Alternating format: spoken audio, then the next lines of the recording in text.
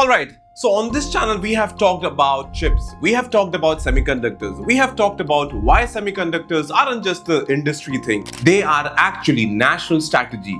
But here's the thing, the real story isn't about chips at all. It's about something much more bigger.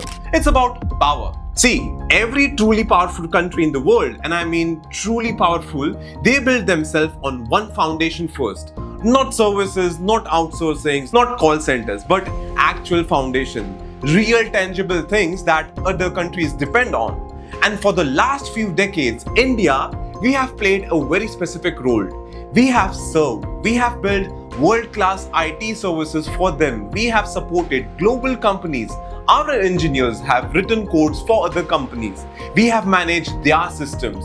Basically, we kept the entire digital global economy running from our offices and our homes in India. And yes, because of that, India grew. Our GDP improved. Our global rankings went up.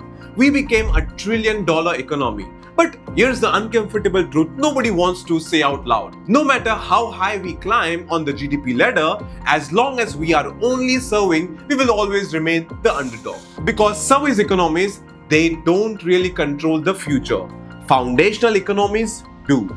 Think about it. Which countries became truly powerful? The ones that invested early.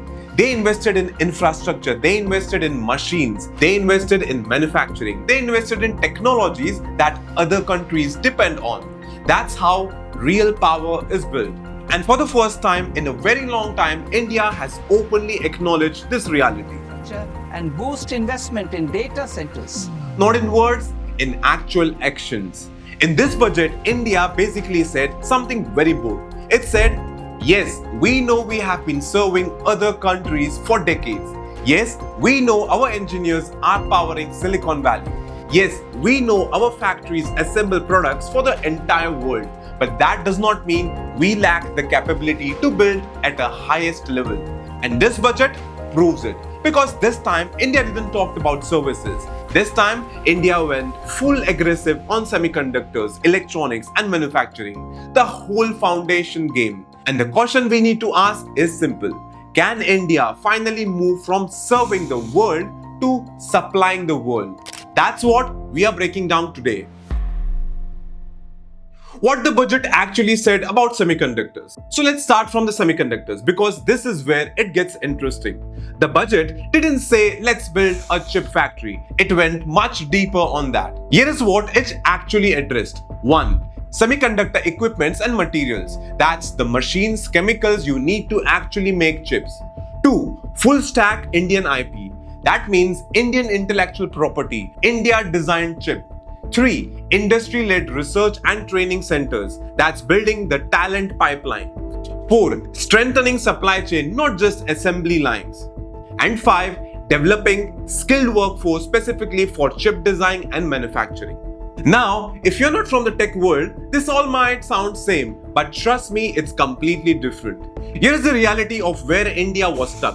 For a long time, and I mean decades, India's role in semiconductor was basically this. We did testing, we did assembly, and we did the packaging. That's the last step of the supply chain. It's an important work, but don't get me wrong, it's a low value work. You know what I mean. An engineer working in a chip assembly might earn 5 to 7 lakhs a year. But a chip designer, someone who actually designs and owns the patent, they can make 20, 30 and sometimes 50 lakhs a year. And that value difference is massive. Approximate 20% of the world's chip design engineers are based in India and exporting their work. So this means we have the talent. The problem is just we don't have ecosystem. And the budget is now saying India doesn't want to just assemble chips anymore. India wants to own the brain of the chip. What does owning the brain actually means? It means designing chips in India, owning the patents and controlling how those chips are used, priced and improved. If someone needs a custom chip, they would come to India and not go to Taiwan or South Korea. In simple terms, India wants to stop being the factory floor and start being the decision maker. What does this actually mean for you and me? It means that if this works, and it's a big if, it's not guaranteed, but if it works, 1. Fewer imports on expensive chips. India right now imports chips worth around $15 to $20 billion every year. That money goes out of the country. 2. More high-paying engineering jobs, not assembly line jobs. Real, technical, high-income careers in design and manufacturing. 3. Indian companies controlling core technology. Your startups, your company, it could own the patents instead of just licensing them from abroad. 4. Stronger bargaining power in geopolitics. Because you know what? Right now, if another country wants to stop us from getting semiconductors, they can do it. US is doing this with China. They have done it before as well. But if we are making them, entirely different story. Now, this is a slow work, it is difficult, it's risky, but this is exactly how serious countries build real power.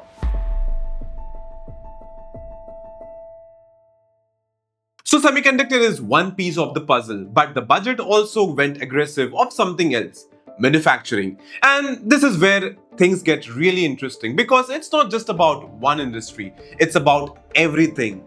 The budget targeted multiple weak points across the entire industry chain. Electronics and components, capital goods and construction equipments, rare earth magnets, chemicals, containers, and advanced materials and fibers. Instead of one big announcement, the kind of which makes the share market up and down, it addressed weak links everywhere. Here is the problem nobody talks about. India builds a lot of things, but we don't build the things that build things. Let me give you an example that is actually relatable. We build roads, but we import the machines that dig the tunnels. A Japanese excavator or a German drilling machine cost way more than it should cost because we depend on imports. Second, we assemble phones. We assemble millions of phones every year, but we import circuit boards and sensors from other countries. We are building electric vehicles like crazy, but we depend on other countries for rare earth magnets. And the magnets, that's expensive. Take Mahindra EV's example. Look at the screen. Trace where each component comes from. You will see the pattern. We export goods in containers, but we import those containers from abroad because we don't make them at scale here. This creates a hidden problem. Every single time India grows, money leaks out of the country and the dependency increases. Strategic risk goes up. Let me put some numbers for you so you can feel the real impact. Right now, India's manufacturing sector imports $150 billion worth of components every year. That money could stay in India. That could create jobs over here. That expertise could be developed here. And this budget is trying to fix this by saying if India is spending lakhs of crores on infrastructure, we would be spending 15 to 20 lakh crores on roads and railways. In simple words, stop sending money abroad for tools we use every day. What does this manufacturing push actually mean? 1. Local production of electronic components. Capacitors, resistors, semiconductors, the small thing that goes into everything. 2. Indian-made construction and industrial equipments, excavators, bulldozers and cranes, built over here, sold over here and exported from here. 3. Domestic supply chain of critical minerals and chemicals, everything from rare earth elements to specialized chemicals. 4. More resilience in supply chain. When global disruption happens, and it happens every now and then, India can still keep running. But here is the important part. This isn't just about factories and machines. This is about jobs. Real quality jobs. Assembly line jobs, they pay okay. They pay maybe 3 to 4 lakhs a year. But a design, precision manufacturing, tooling, material science, those careers pay 8 to 10 to 15 lakhs a year. So this manufacturing push isn't about economic growth. It's about rising India's income ceiling. It's about creating careers, not just jobs. So here is the real question. Can India actually pull this off?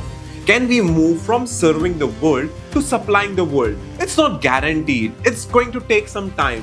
It's going to take investment because writing a policy is a one thing and execution on the ground is another thing. But for the first time in a very long time, the foundation are being laid. And that's significant. This isn't a story about chips or factories. This is a story about India's place in the world. This is about whether we remain a service provider or we become a foundation builder.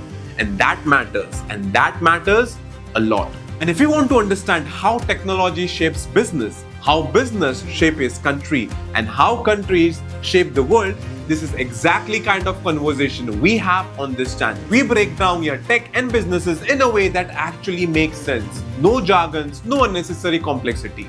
Just the real story. If you like this video, like and subscribe, and I will see you in the next one. Bye-bye.